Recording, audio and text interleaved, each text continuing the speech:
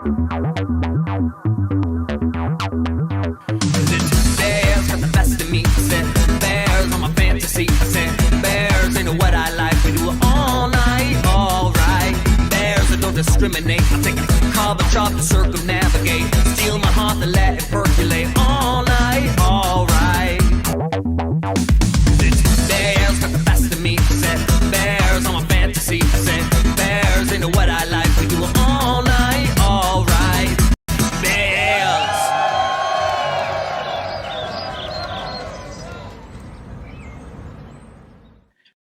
Hello, everybody. It is Jonny and Scott here with your favorite show, Bears of a Certain... You know what I almost said?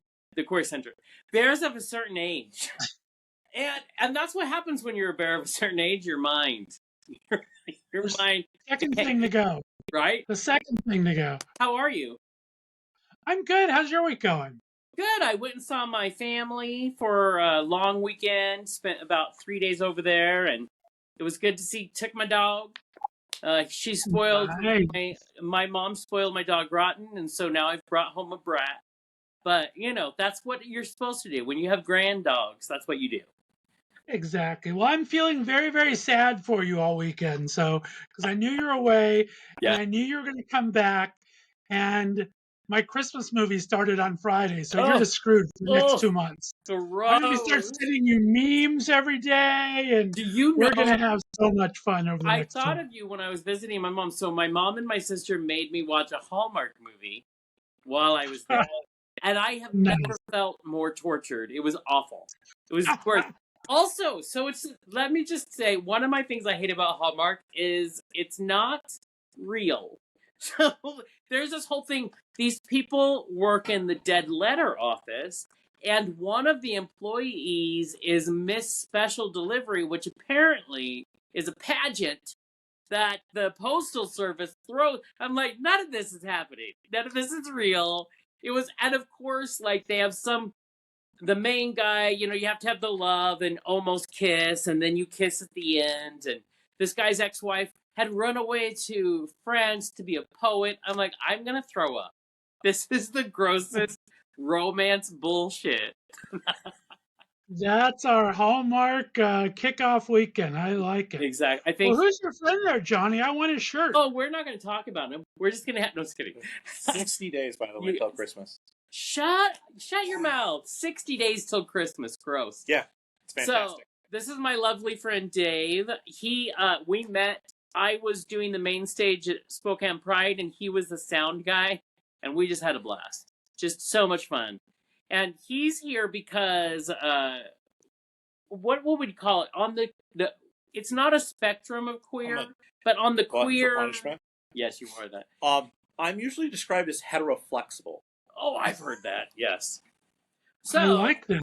And we want to talk a little bit today when we get to the main subject about being an ally. Lots of conversations on my other show about, I've had so many people ask me if they are not like 100% like gay or whatever, can they be an ally? I'm like, the whole point of an ally is that you don't have to be exactly anything. Mm-hmm. So I thought it would be fun to talk about that aspect. A lot of people give allies a bad name because it should be all. It's very interesting. So I thought, hey, let's bring my heteroflexible and everybody watching. He's a bear. You could see he's got the bear facial hair. I mean, I almost shaved this morning. I'm so glad you would have ruined my whole concept. So, I'll bring him on. We'll talk to a gentleman about that stuff.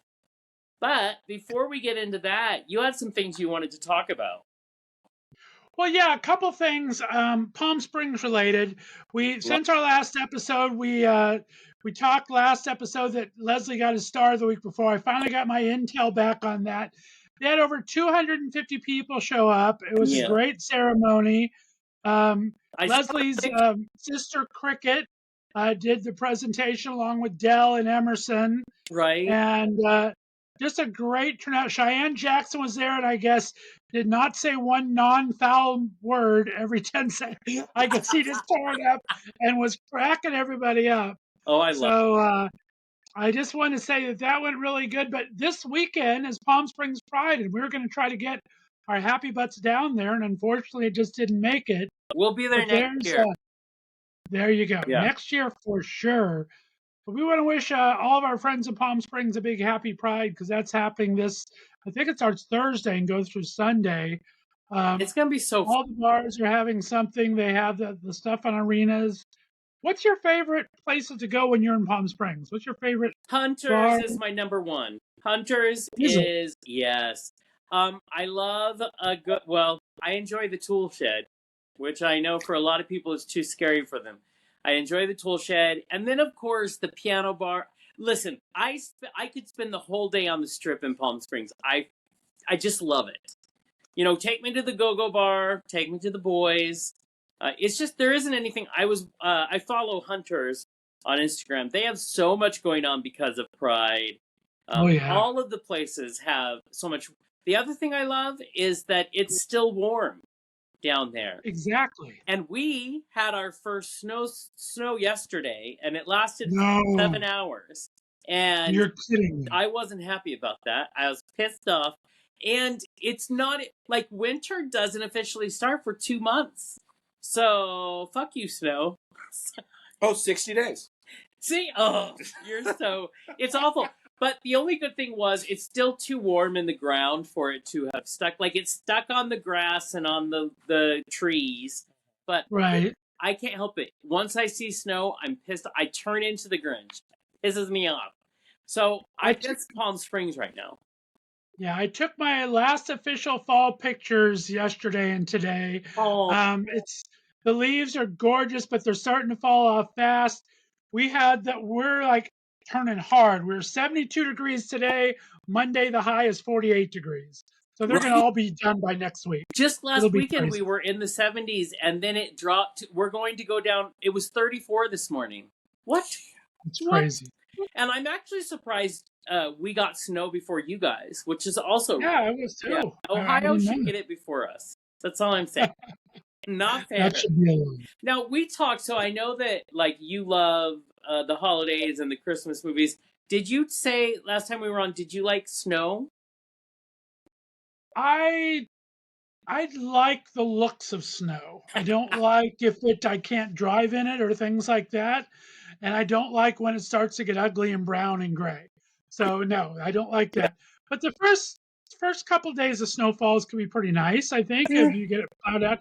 I mean, then I'm okay with it. If I'm in a cabin and it's in the mountains and I can look at it, then I love it. But I don't want nothing to do with it beyond that. And what's so funny is, so my friends were teasing me saying, you treat your dog like he's your son. And I'm like, sorry, not sorry. Yes, he is my child.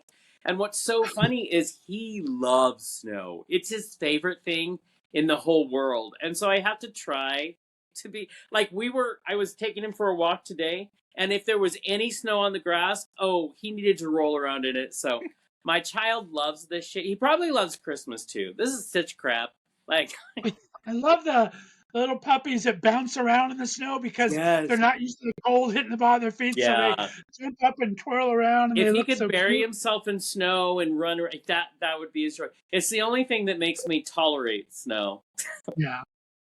I'm not for long high periods of snow, but I don't mind it to let it look pretty for a bit, as long as it's plowed pretty quickly. I still want to live in Palm Springs during the winter, and then I would come back during spring and summer. Because I just befriended two beautiful, wonderful guys, this couple that run a bunch of Airbnbs that they're theirs. And I'm like, listen, first of all, we need to hit you up. Second of all, it's just, there are such nice people down there. You know what I mean? I love that. Yeah, and when it gets to be the hot season and they can't rent it out, they can call on us. We'll go down. Exactly. As long as there's air conditioning in there, I can stay inside. I'm good. Give me a pool and an AC. It's fine.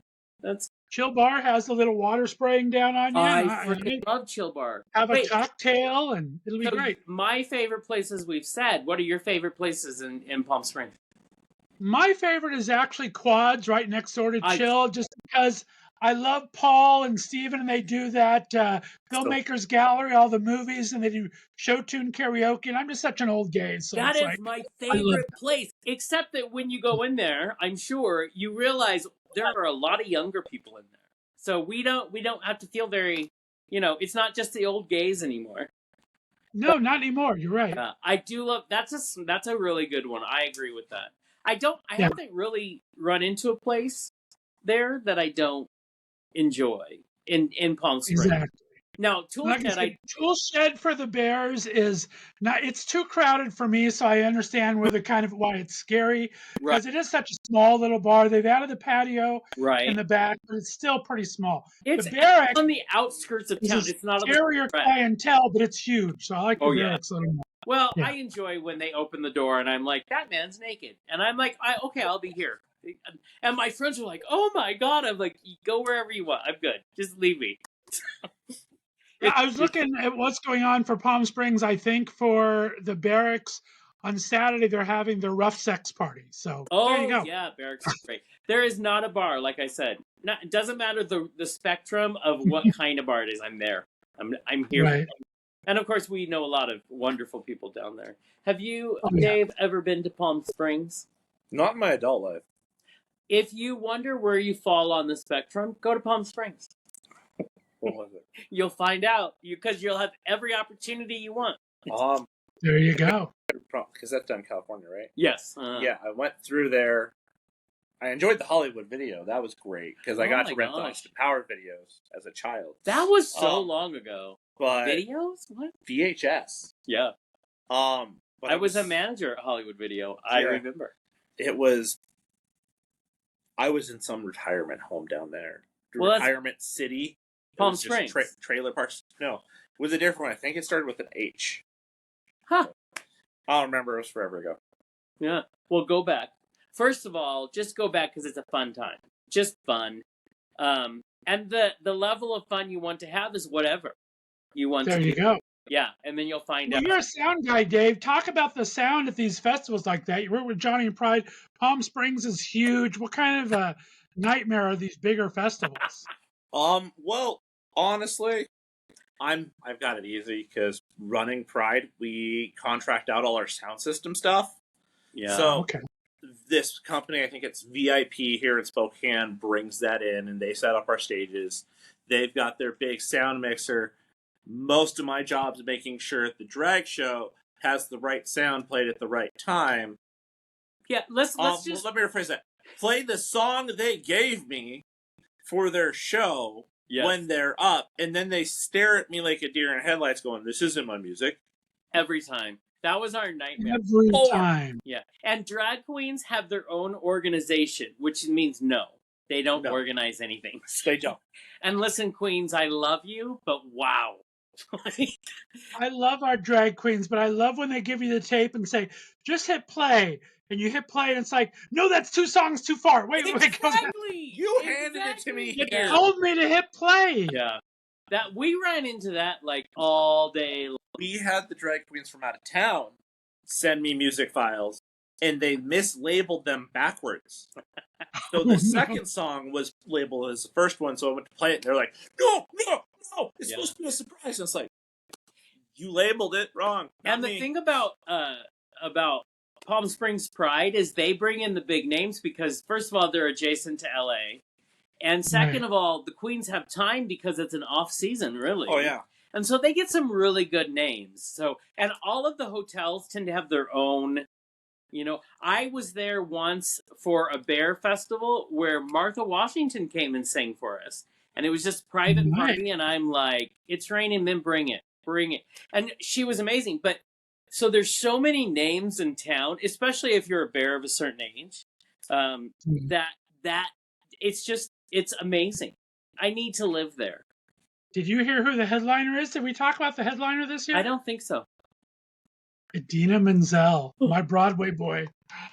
Yes. Hey, she's huge. Oh, she is huge. Yeah. You need to let it go. That woman. All right, Dave is punny. I like him all of a sudden. Oh, yes. You are my new best friend, Dave. I am the dad joke guy at work. It is fantastic. That's Scott's love language is puns. Yes. I love a good pun. That's amazing. That's amazing. I cannot believe they got Idina Menzel. Or what did what's his face call her at the Oscars that one year? Kazim Adizi or something like yes, something close to it. Which is my favorite John Travolta just couldn't read a teleprompter. Made up a name. That was hilarious. And she was very gracious even afterwards because she's a classy lady. I love that. Well, speaking of the amazingness that is Palm Springs Pride, the other interesting thing about Palm Springs is that it is a melting pot. And by that I mean straight and gay and ages all over, which brings up this great concept of talking about allyship. Allyship has changed a lot over the years. First of all, it doesn't get the same, I don't think it gets the same respect as it did 20 years ago when I came out. I understand gays wanting our identity and not wanting, it's that whole, you don't want to be talked down to from someone. I never experienced that aspect of it, but at the same time, doesn't mean we can't celebrate.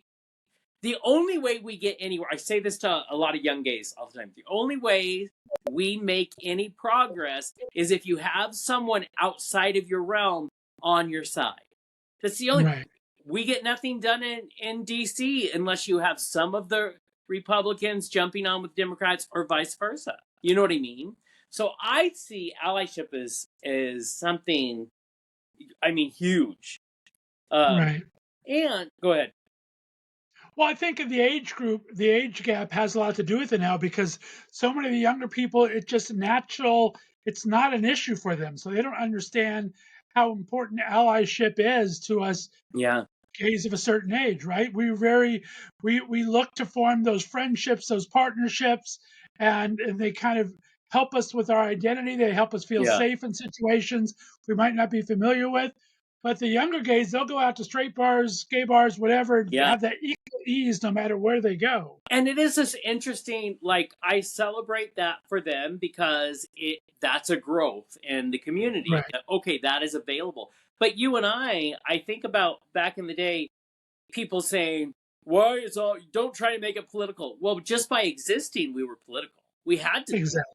And so everything had to be thought of with that as well. Like, is this a partnership? You know, is this bridge I'm building? How important is it? You know, we had those. So I think there needs to come a conversation with our wonderful youth that are out there and realize and here's the thing. For me, I'm a community guy. Like, we all have to come together. I live for the day there are no labels and we just give a shit about each other because we're human. That doesn't happen all the time. As a person like in the you know, a lot of queer people, you work with us, and now, you know, like you were saying, you're in the queer world. It's just not so heavily defined like some of us it is. What's it like for you when you're being an ally or just being in there? I mean, honestly, I didn't even realize my first bar I went into to start going drinking was a gay bar until somebody pointed it out to me. Because I was just down there having fun. That's how I met Matt. Yeah. Because I was going in for karaoke and... Matt Danielson runs Pride here in Spokane. Okay. On that, there's actually some really great news on him. On Matty? Yes. Here's the thing. Involving Pride. Oh, good. Tell me after. Do you find... Because I'm sure you don't run around saying, hey, I'm a queer ally. You know, I mean, I'll give you a t-shirt, though, if you'd like. But because do you find the respect there from people of our generation? I have found at work, I've got some younger and some older, both at work, that are transitioning or just queer in general. And, like, I'm a big, tall, white guy with a beard. You don't look at me and go, he's safe to be around. You look at me and go, that man probably owns 5 guns. Right? I don't know. And you live in Washington, so Eastern Washington. So, like, I put a hat on and a flannel, I look like a straight trucker. See, you know? That either makes you a redneck or queer. Those are the two options you have. Oh, it went redneck with the pictures, according to everybody that saw it. But, you know, I've had to talk to them, and I'm like, hey, you know, I run the sound at Pride every year. It's fine. And they just get so much more relaxed. It's not like I'm having to say, oh, I support you, but it's just like, hey, you know, I'm in the community. I'm there for you. And I notice defenses fall down and people be more open. Because, you know, it's stupid. We live in a day where we do have the older generation who's not for a lot of things. Who's amazing. I mean, I'm in the older generation, and we're crazily wonderful. Who the hell? Dude. No. Xfinity's trying to call me. Yeah. You have your older generation where you do have your older queers and your older non-queers. And the non-queers want to have things the way they always were. And the queers are like, we fought for this. We fought to be seen. We fought to be there. And then you have the younger ones who, you know, everyone just doesn't care. And I say this with a loving heart, but some of our younger queers don't necessarily understand what they have. Because you guys fought to be able to just be who you are and out in public. And I see them complain and go on tirades about how, oh, this is terrible, this is happening over there. It's like, yeah, but you can go outside doing what you want to be and being who you want to be. And there might be one jerk that makes fun of you, but everybody else is going to tell them to shut up. Right. And I think that speaks to, and tell me, Scott, if you have the same kind of, so I feel like I try to walk a fine line because I want to respect the younger generation and everything they're doing, right? But at the same time, these are thoughts that are in my head. And I believe that everybody has privilege at some point in them. We all have it. We can't get away from it. It's what we choose to do with that privilege and that point of view that changes. And I do feel like, I'm going to get such hate mail. I do feel like there is a percentage of the younger queer generation that might have a bit of privilege because it's been good. Mm-hmm. And so you almost have to decide, you know, you almost have to go like, yes, let's celebrate that. Let's not forget this and let's fight to move forward. Mm-hmm. And, you know, trust me, I'd much rather go home and nap on my couch with, you know, a husband, but there's work to be done still. I'm also interested to see how that affects you, Dave, because the thing that it does show is I mean, as gay men, we'd always say, bi is just one step away from gay. You're just kind of, but now I think it's more accepted. I think bisexuality, homo questioning is very, do you find it easier where you're not being questioned? I remember we used to tell a lot of guys that weren't decided, oh, just wait, you'll be here eventually. Well, but I don't think that happens anymore as much. I don't think as much. I think we're finally no, and it's funny because like right now with, you know, the divorce happening in my life, you know, I had this talk with my mom and she was like, well, you're not into guys now, are you? And I'm like, I don't know, I might do the second half gay. I might have both. I don't know. We're at the mid game. Who knows what happens next? I know I'm not opposed to the thought, but I'm not like, oh, I hear it. I'm like, nope. Well, see, and that's the attitude. I think that I call that evolution. You know what I mean?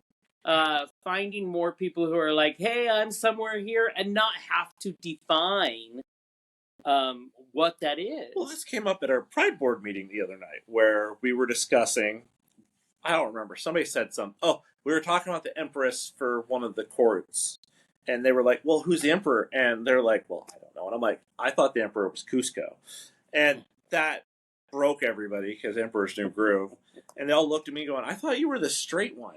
And Matt was like, Dave's just Dave. Yeah. Like, I like the heteroflexible, that label. Honestly, just realistically, personally, I've never been a fan of, oh, you're straight, you're gay, you're bi, you're a transformer. I mean, you know, nowadays, everybody's got their own, like, unique label. Yeah. Which, great, you want to be unique, that's fantastic. And I love that as long as they accept all other labels. It shouldn't matter. Yeah. Like, if you love somebody, you love somebody. If you don't, okay, just don't. I think that's what we're fighting for, is not to have that pressure, not to feel that pressure to have to come out one way or the other, right?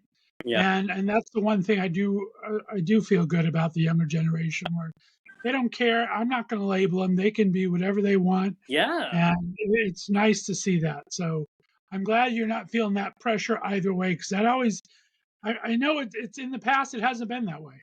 No. And I think you mentioned earlier the bi thing. And because you said the joke, which 20 years ago was said all the time. I had a friend who was bi, and and you make the joke that bi now, gay later. Right. That was a thing. But then we have evolved, and now we have Bisexual Visibility Day.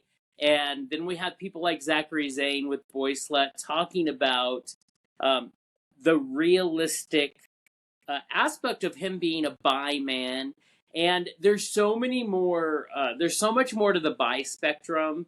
And so Right. it is nice because we gave them shit for quite a while, for decades. Great And book, now, by the way. Bi Slut, Bi Sluts and Boy Sluts. Boy Sluts, they're both Read both great. of those. They're Yeah. probably on Amazon. And it's an amazing book, but it is this conversation. But he still gets horrible emails that to tear him apart for what this is. So we are moving forward, and I think heteroflexible actually is something that I just learned about a year and a half ago, that it was a new label, and I thought, what a beautiful label that is. One of my friends just started giving me that. They're like, Dave, you're just heteroflexible. You're not straight. You're not gay. You're just Dave.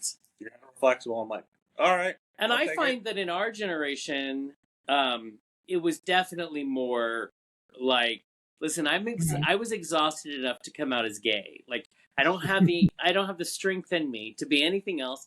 But I can support everyone. But I'm like, I don't know if it's just because those options weren't presented to me. You know what I mean?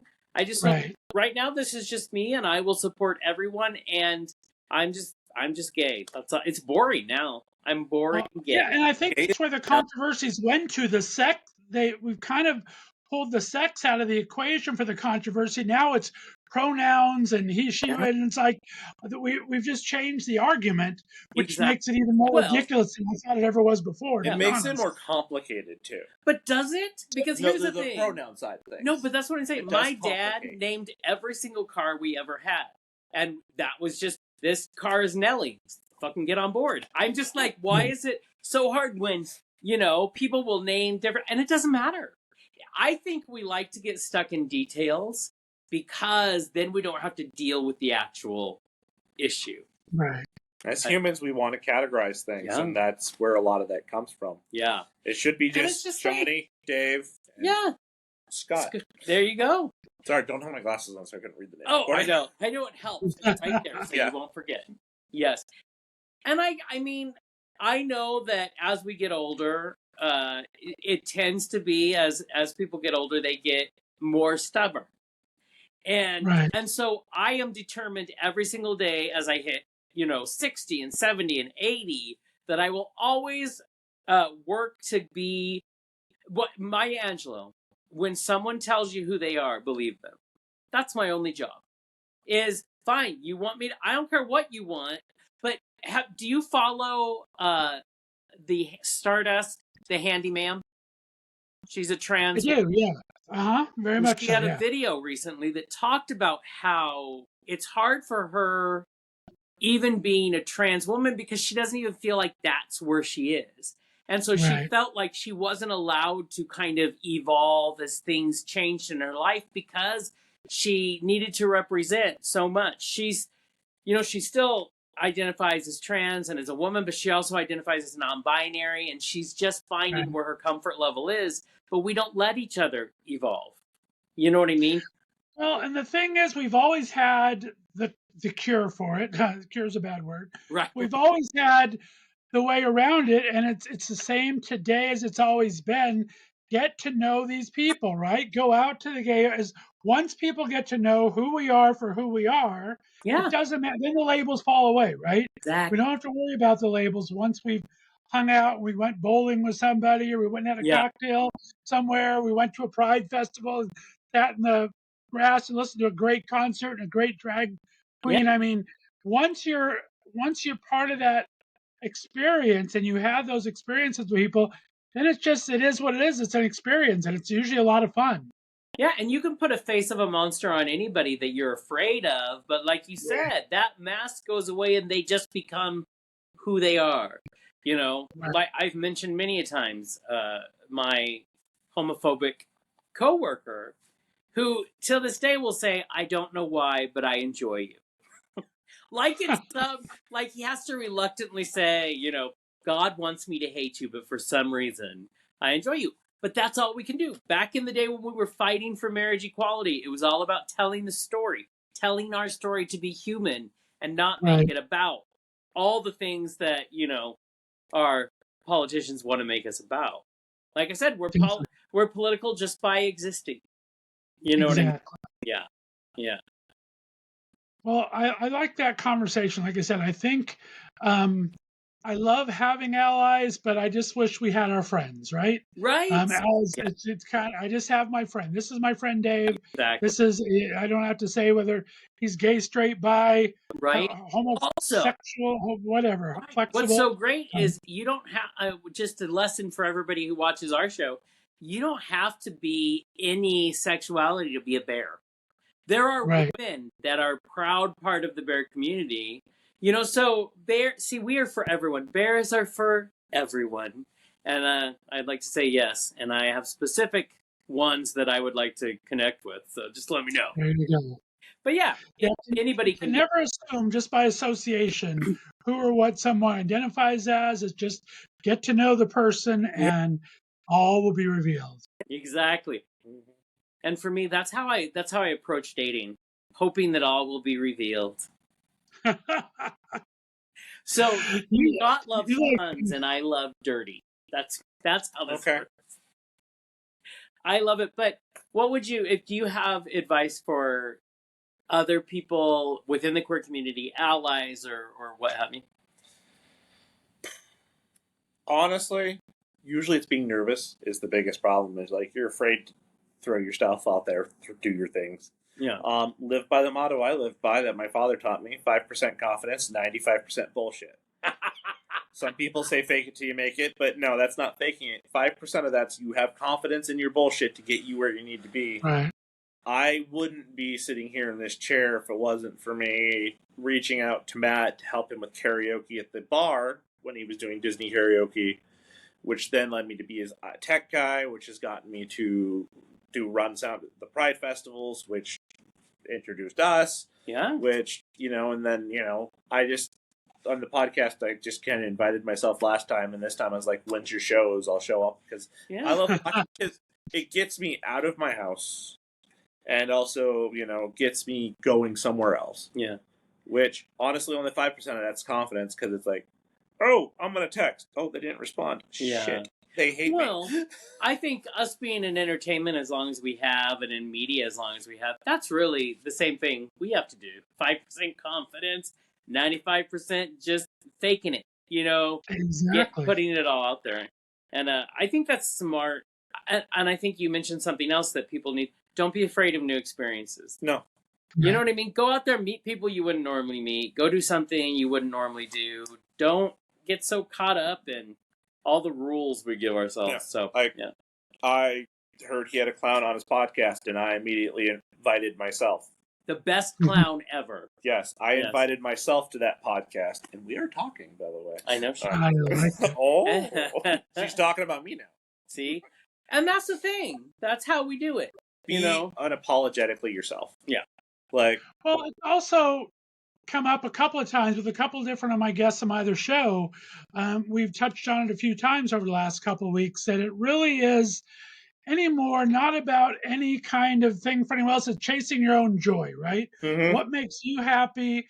And a lot of people, I had two guests that talked when they first got to LA, very tough to make friends because everyone's kind of, especially in the entertainment business, they're all afraid of someone else's success, right? I'm always afraid what's going to happen there. And same thing for sexual. How is this person going to appear to me? Is he going to be a better gay than I am? Is he going to be more popular?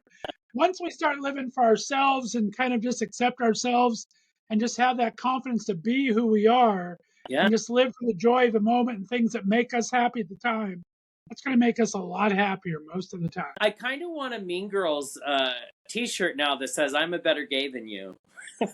Nice. But it's true. It's everything's a competition in LA, you know, and it's sad because you can't because you know everybody is so involved in themselves they don't want to.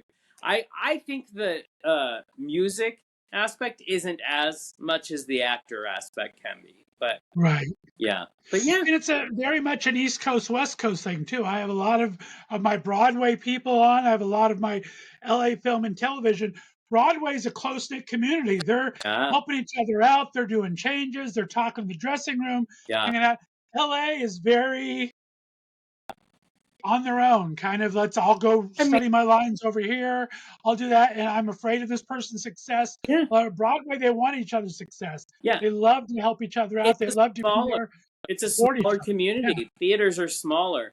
You have one audition in LA for film or TV, and you can have 14,000 people for that one audition. Right. So it's also, it's made for dog eat dog. But yeah, I agree with you. Broadway they always seem much more camaraderie. Is that a word?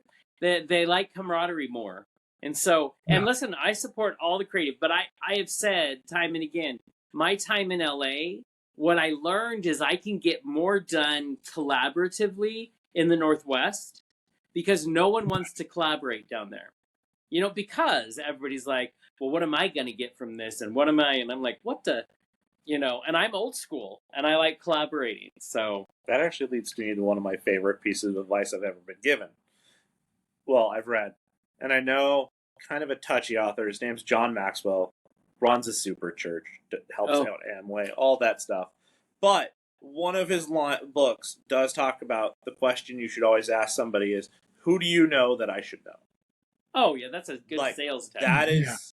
Not even a sales tactic. That is such a great networking, getting to know other people, because we all have our circles, and realistically, we need to make our circles bigger. True, I'm with that. And the only way to do that is to ask people, who do you know that I should know? Funny if I've talked about that off air. I find that hard.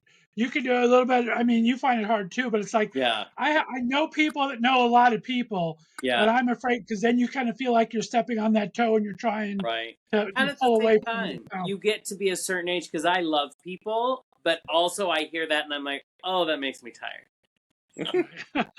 That sounds like a lot of energy, but it is true. And that, I mean, especially in the work that we do in bringing people on shows and interviewing, that is what you have to do is, who do I know, you know, but you were saying, it's hard to ask for, as they would say, ask for the referral or ask for the, but it's not impossible. And there's always a way to find an authentic way. You know what I mean? And that's why you ask the blanket statement of who do you know I should know, not, hey, can you introduce me to John, you know? Well, if I like the guy enough, I'll just say, introduce me to Hottie McHottie over there because I'm down. There you go. There's the boldness. And things are so cyclical. I hope, I mean, Jonny, you and I both remember back 6 to 8 years ago, there was a lot of big camaraderie. Everyone was making web series. Nobody was getting cast on anything. There was fewer stations. So actors and producers, directors were making their own small series, right? And so there was I was like the king of web series forever. I would talk to those people. But it was really fun. They were really helping each other out, building. Yeah. And that's kind of slowed down a bit, but I think it's going to start maybe up again now that the actors strike is still going on. Hopefully this week we'll find out what's happening. I know, they're still talking. How many times do we have to go back to the damn table? But you're right. I think that's why I love indie artists. Because they still have to Wild West it. They still have to rely on each other. So I'm with you, which is a nice way to bring it back around and say that's why our allies are important, because we need each other. You know, we need to collaborate and do that. So I'm thrilled that you exist in the world, and more allies need to exist in this world. So look at that, all the way around, first full circle. You are just the man. Look at that full circle moment. Jonny Shuffled, I like it. I do too. So what's happening on your show we should know about? Oh, what I have coming up. I I'm slowing down. I was very busy in October with spooky season. I doubled up a lot of interviews. I'm slowing back down. We'll go down to just the 2 interviews a week. So that's kind of nice. I have some friends coming back on. Michael Mott, who's a composer speaking of Broadway. He's got his Christmas show coming up that has Jen Ushkowitz on, who I was on the other day. And Yeah. Antonio Cipriano. Do you know Antonio? Yes. Oh my God, I love him. And so he's coming on. We're gonna have a nice chat with him because he has his Christmas show coming up again soon. Levi, speaking of Christmas shows, Levi Christ just called me yesterday. Levi is a great singer songwriter. He was in $1 Million Quartet, won a Tony on Broadway for $1 Million Quartet. Nice. Just recently toured with Hadestown. He is bringing his Christmas show he does every year to Columbus for the first time. So he called me yesterday and let me know. I'm very excited. That's amazing. He's going to come back on and promote that show that'll start after Thanksgiving. Yeah, that's exciting stuff. We love it. What about you? What's happening on the Queer Centric?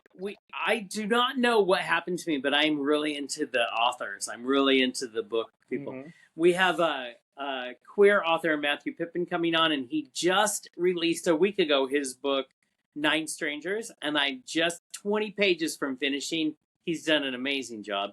He's coming on the show, so we also are doing a roundtable to talk about Boy Slut, and with a bunch of different people in the community who have read it.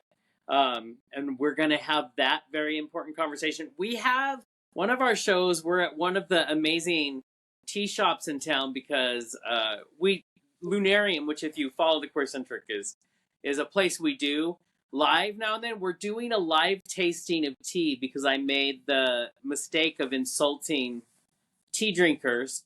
And so now we're doing it. I know. And now, but it's going to be a fun, entertaining show. So you seeped yourself into that one. Oh my God. Yes, I seeped myself into that. So lots of fun stuff. We're also working a lot of behind the scenes thing. The Queer Centric store is finally open, so you can go get your t-shirts, your hats, your mugs. We have Queerdo shirts. We have the Queer Centric. We have Sexually Magnificent from our buddy Damon L. Jacobs. So basically things that anytime we do a show and I say something or the guest says something and people love it, we're putting them on t-shirts. And now people always ask for them. Well, now you can go get them. So nice. Go to any of our socials and you can find the store just opened today. So, keep it busy. And we have a lot of behind the scenes stuff coming out, photo shoots and video shoots and so much stuff, which is great. So you got to the name of this game. Keep it out there. Keep it new. We got this. There you go. Well, I do want to put out to all our listeners, Jonny and I have both been talking about what's happening for Christmas. Of course, with December 1st, World AIDS Day, being bears of a certain age, I would love to hear stories from our listeners out there of what, December 1st has always been World AIDS Day. We kind of commemorate what went on. If you guys have any stories you want to share with us, please send it to podcastbears@gmail.com. I'd love to hear your story. Yeah. And we're in about the 40th year now of AIDS, and it's still. Let's remember, it's manageable. It isn't gone. So, exactly. You know what I mean? So, but that's what I got. And that's what you got. Well, I have. Dave, what do you have? Anything for the listeners? Well, if you are in the Spokane area, let me pull this up so I don't forget. I don't know. Spokane, Washington, Eastern Washington. It's beautiful here. So let me get it conservative at times. Actually, I sent it to you, so I can just go to my messages. Oh yes, please do this. It's a great fundraiser for our Pride. The people who put on Pride. So on Friday, November 3rd at 5 p.m. and Sunday, November 5th at 11 a.m. at 9 Bar and Bistro, we are having a murder mystery theater, Death of a Gangster. Yeah. Personally, if you see me there, I will be dressed in all black because I'm the tech guy and I'm not part of it. My mother is actually stepping into the community and helping out. She's learning to be an ally herself. Nice. We love She's that. like, well, I'm not gay, but my son's not, have to be. But I want to help. So that's what she's doing. But Death of the Gangster, that's happening here in November. Right now, you can go to the Spokane Pride website. Go this on weekend, and you can buy your tickets. Go in there. I think it's $25 a ticket. I don't want to pull up the website right now. But go in there. All that money is going into helping fund Pride this year. It's also helping fund all the events we're wanting to do this year. Mhm. Right now, we have a tentative event for Spokane Pride on the 9th of December, actually here where we're recording. Oh, nice. But I don't want to give out too many details about that because it's not been hammered out. Just follow the Queer Centric. Follow And, Queer Centric. Follow Spokane Pride. Yep. Go on Instagram and follow Dave_the Bamf. That is DAVE_THEBAMF. You can find him Nice. on our Instagram. Or Badass Motherfudger. We'll go with that. Or Exactly. See, I have one more thing. Yes. One more thing. What? I'm going to time hop on us a bit Uh-oh. because Johnny and I record this a couple Right. days before the episode goes up. So when this airs 2 days ago, we were talking Schitt's Creek last week. yes. Noah Reed is coming down the street to my little theater here. I'm going to go see Noah Reed on Monday the 30th. So 2 days ago from when this airs. I So I will will- be drooling just knowing. Now, is I will he send doing, pictures on Instagram. is he singing? Is he like acting? What's he doing? Singing. Oh, he's got a beautiful voice. No, I'm looking forward Please, to it. he better sing Simply the Best, because all the gays will lose their mind. I will. Monday, October 30th. So 2 days ago when this airs, I will have Instagram pictures up the day that this airs. Yay. Show this If a you good meet him, tell him hi for me. He has no idea who No. I am, but I just want my name to be in his mind. I will tell him Johnny Shuffield says hi, as always. Exactly.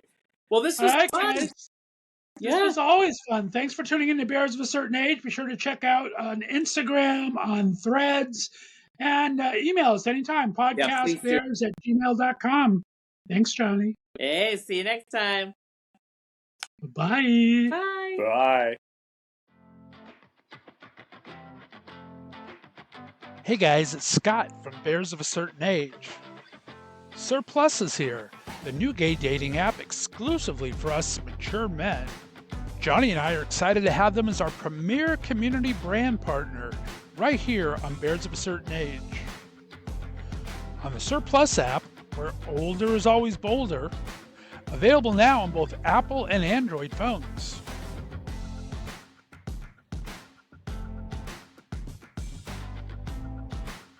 We hope you'll join us where you can get the app so you can meet the man. Bears got the best of me. Said bears on my fantasy. Said bears into what I like. We do it all night, all right. Bears that don't discriminate. I take a cob and chop, circle